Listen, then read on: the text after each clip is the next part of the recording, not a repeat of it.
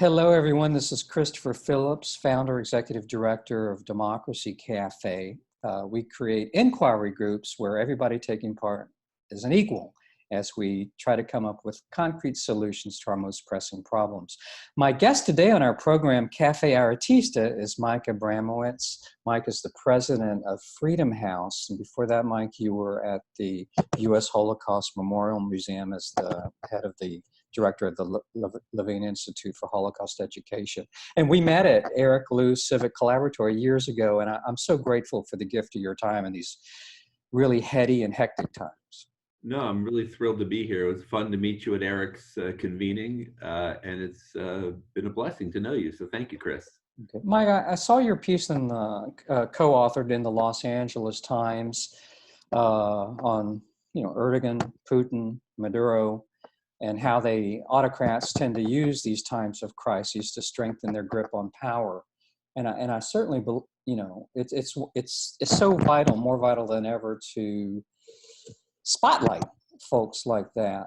But I wonder about the ones who are a little bit under the radar screen in places like, for instance, Honduras, where, under the Obama-Biden administration, they had staged a military coup, dislocating so many Hondurans who are still dislocated, and these kinds of crises tend to impact them more. The gates of the U.S. are closed. This has been used as a pretext now not to allow them any admittance, much less any care, and so they're caught in these no man's lands.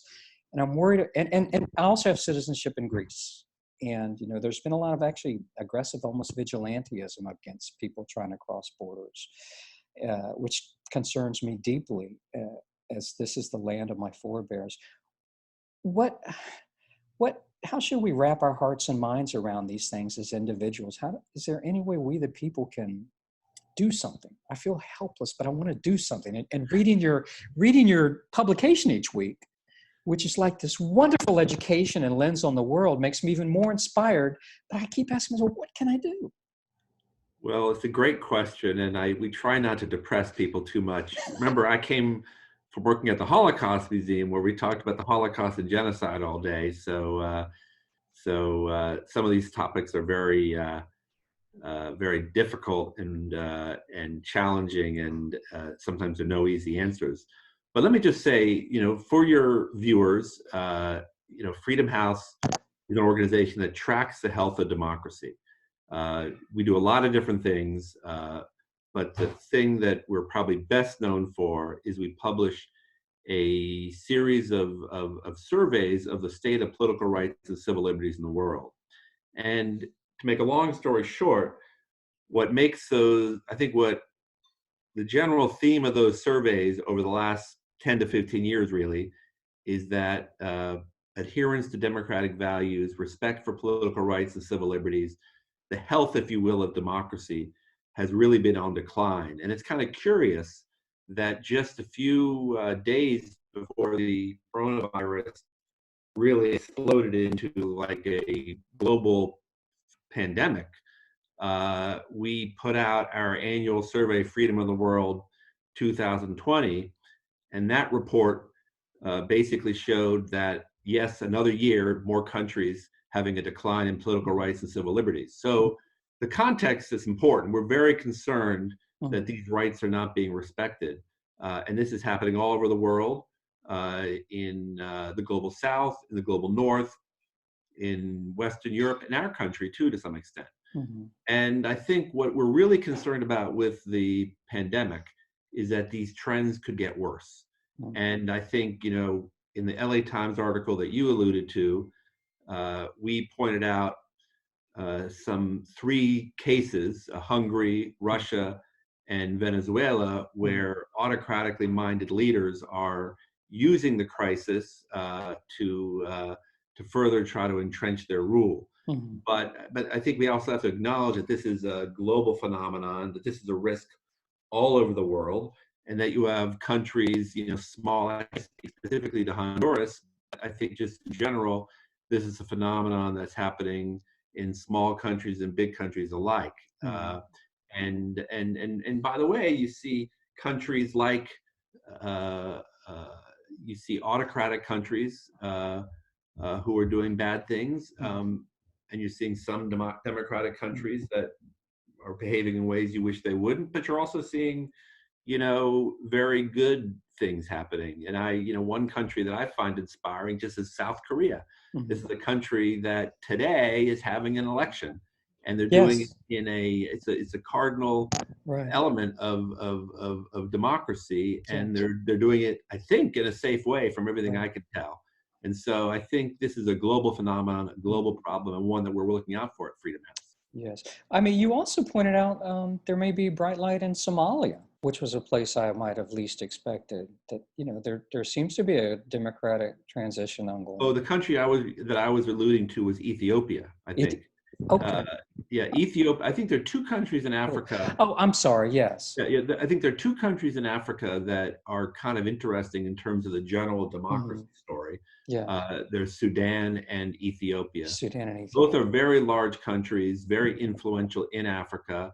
Both countries have essentially, for the last 30 years or so, longer, have had very autocratic regimes. In fact, in Sudan, it's a government that had been accused of genocide with respect to Darfur in the about 10 years ago.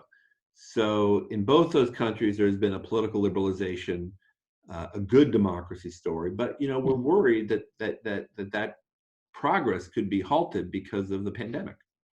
Now, the one thing I keep thinking about, well, what can I do? I can vote. And even that is meeting with resistance. And some of your staff have written some really eloquent pieces on, and you've posted on Twitter about that, well, what would be wrong about voting either from the comfort of our homes or going through drive-through places to make sure that there's an integrity to it. And any argument that it would favor one political party over another is, I think, fairly demonstratively not true. Well, it's an interesting. I think you're right, and I think also we don't. It's very hard to make these predictions. I'm struck, for instance, about the situation in Wisconsin. Some of your listeners will remember that last week there was a primary election in Wisconsin, and to us at Freedom House, it was precisely the wrong way of dealing with stuff. That the kind of, I mean, you can have elections during this period, but they need to be prepared properly.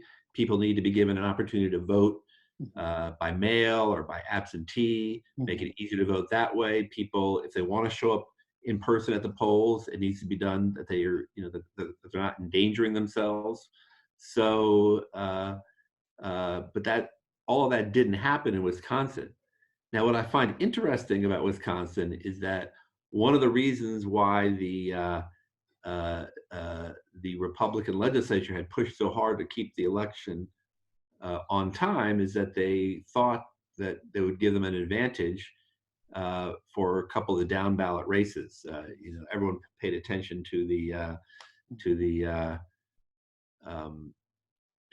presidential primary, but it was really also about the down ballot races, including a Supreme Court race that they thought they were going to win. And in fact, the results came out yesterday and they lost. So they pushed to hold a faulty election, and the reason that they did it ended up not being the case at all. So I think what we see at Freedom House is that this is a global phenomenon. There are going to be dozens of elections, coming up over the next year or so.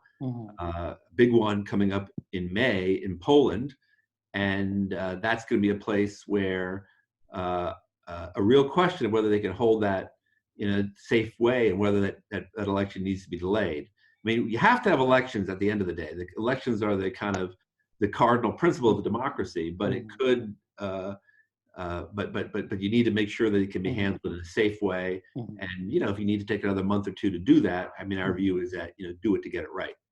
So free and fair elections that ensure the maximum number of people who want to vote can vote. Correct. And should we be advocating with our congressmen right now to say, look, if it turns out that this is going to get worse rather than better, should we have some mechanisms in place now proactive to ensure that we can all exercise that right to vote. Yeah, absolutely, Chris. If we're going to have elections, particularly the presidential election in the first week of November, go off smoothly, we have to begin preparing now. Mm-hmm. So that means making sure that the states have enough money to run safe elections. There was money that was put into one of the stimulus bills to make that possible. Probably wasn't enough money, but that problem can be rectified. You need to make it easier for people to vote by mail, to have no excuse absentee balloting. I think there's a lot you can do right now to make sure that as many people as possible will have the right to exercise the franchise in November. And I think there's a lot of evidence to say that this is not going to favor one party or the other. I mean, I just think, but even if it did, and I don't know which party would benefit, I think it's important that people, as many people as possible, be given the, people who are legally qualified to vote, obviously, have the right to vote. So, Mike, you've been president of Freedom House now, I think, for about 3 years and 2 months. Yes. And I cannot over encourage my listeners to go to your website, freedomhouse.org, early and often. What's so, it's actually not depressing or discouraging. It's just so wonderful to get a clear, honest lens onto what's happening in the world. I go to it very frequently because I feel sort of like very different comparison, like legal women voters or something. You have no agenda other than to give us really thorough information about how things are unfolding. And then we can make our own connections quite often, given the extraordinary data that y'all take such incredible pains to make us privy to. That's very kind of you, Chris. It's true. I hire you to be to work on my PR. But I listen. We are, we've been doing these reports at Freedom House now for close to 50 years. Yeah. And we have a very strong methodology. Yeah.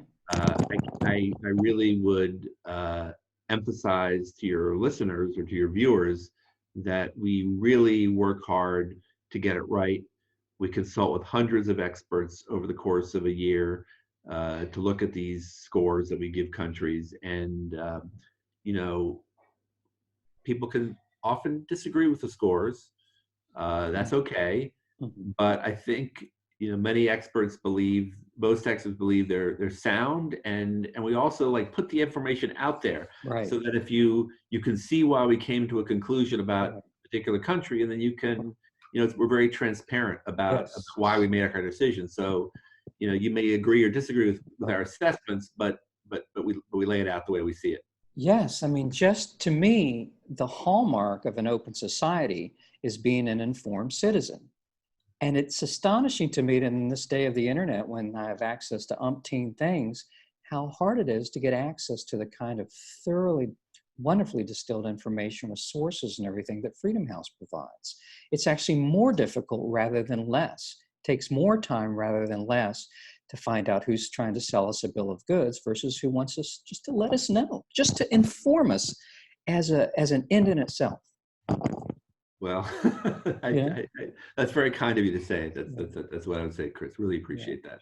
Well, now let's talk about this. So for 3 years and 2 months, since you've been the president of Freedom House, things have been on a fairly steady decline when it comes to open societies.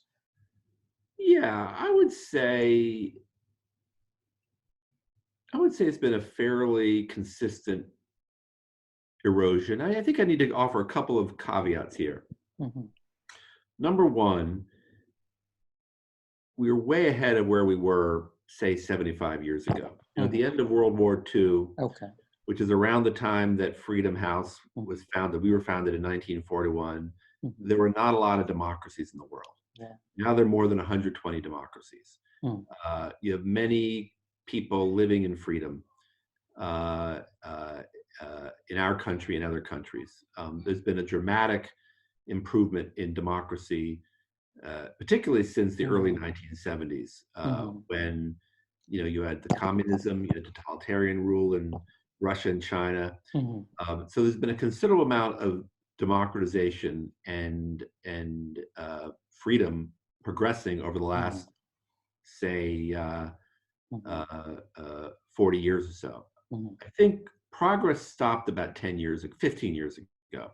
And I think you've seen a steady, not a sharp, but kind of a gradual decline in our scores. And I think what's interesting is that some very little countries have really deteriorated. So some of the countries that we think about that have done poorly in our scores of the last 15 years, Turkey, which is really become much more aggressive, thrown a lot of journalists in jail, civil society folks, entrenched presidential rule there. Yes. So Turkey would be a good example. Russia, China, Venezuela, in fact, Hungary, which really we thought 10 years ago were moving in strong in the democratic camp, have been countries that have been has had setbacks over the last 10 years. So I think you have a number of very influential countries declining. You have a rise in what you might call authoritarianism. And that great examples of that would be China and Russia, which are not only repressing their own people, but trying to repress people beyond their borders. And then I think you've also seen really in the last, since 2008, a weakening of democratic values in the West, in Western Europe. The United States is still, in our view, a very free country, but our scores have shown a gradual erosion of democratic performance in the United States over the last 10 years. So you have this general trend. I think on the optimistic side, 2019, which was the last year we can look at this in a holistic way, was also in some years a year of optimism. That you saw huge protests in Hong Kong, huge protests in Iran, Iraq, Iran, Lebanon, Sudan mentioned. It was really, Time magazine called it a year of protests, and that was a big theme of our report. And even though the protests did not always result in liberalization of political regimes, to me, it was a sign that average people were not content with the status quo and wanted improvements, both in their standard of living, but also, I think, in the respect for human dignity, human rights, and the things that we care about at Freedom House. So I think that was very positive. And I think the coronavirus situation has kind of put a pause on that whole situation, because obviously people can't hit the streets now and protest, right? That would be unsafe in terms of health point of view. So I think the big question going forward is, will those protest movements move online, if you will? Will there be more, online activism to replace the kind of street activism that marked 2019? I think that's something that we're going to be looking for very closely at Freedom House over the next year. Some of my heroes right now are people, for instance, in Wuhan who have kept and posted almost a daily journal of what's been going on, to provide just a lens without trying to pinpoint any specific culprit, just trying to present a lens on how things have unfolded. It's been extraordinary.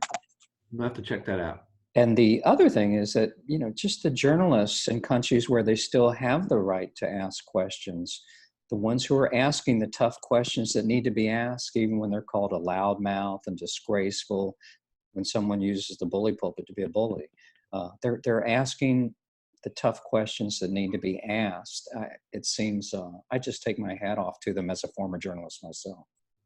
Yeah, I think I'm a former journalist too. I worked for almost 25 years at the Washington Post as a reporter on the local and national staffs of the Post, and as an editor as well. And so I have been tremendously impressed by a lot of journalism that's coming out about the pandemic. Really sharp and important reporting on the causes of the pandemic, the response by governments. I mean, I think a lot of the action that we're seeing by the governments are often prodded by journalists, and it's a good reminder that that journalists are in many ways the kind of the accountability watchdog for free societies. And so if you don't have journalism that's holding governments to account, you're going to be very hard to keep politicians honest. Yeah. So I And think yes. journalism I think has done very well in general over the last Right. few months. Yes, the other thing that I read, I don't remember the title of the book right now, people who, it was a book about how it was the first 100 days when Hitler took power, that too many people looked the other way, and that it was led to a staggering chain of events in a very short period of time, and how the mechanisms of an open society can be quickly subverted to shut down. And it's like, I'm also worried about people who stay silent, people in a position of power who look the other way. And what that's example that's setting for young people in particular. And again, I keep asking myself, well, what can I do to, speak truth to power in these times?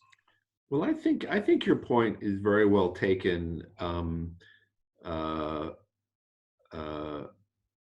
about bearing witness. And I'm frequently reminded, as you pointed out, Elie was the founding chairman of the museum, and he often talked about how silence helps the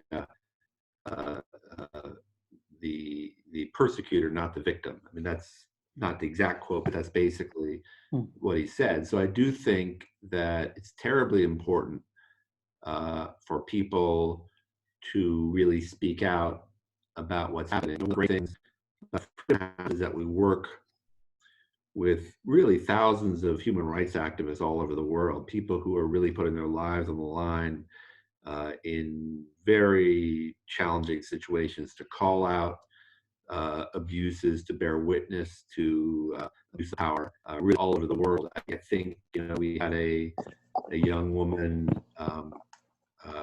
Jur Toti, who is a young 20-something Uyghur woman who had just graduated from Indiana University last year, and her father has been imprisoned by the Chinese government, and they don't. He's an activist on behalf of the Uyghurs, who are the victims of a lot of persecution by the Chinese government. And Jewel gave a very powerful testimony about what was happening in China, and we were able to kind of make sure that that testimony was seen by the right people. And so I think it's very powerful to be working with.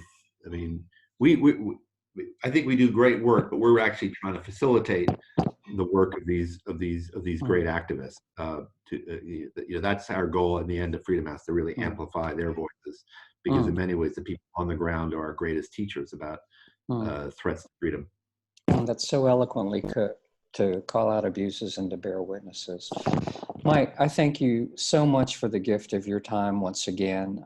Michael Abramowitz, president of Freedom House. And I urge people to go to your website, freedomhouse.org, and also to subscribe to your newsletter. And I thank you so much for being on Cafe Aretista. Chris, it's always fun to talk with you. I really appreciate your attention to our issues, and stay safe. Keep social distancing. I will. You too. Okay. Bye-bye. All right. Take care, Chris. You too, Mike.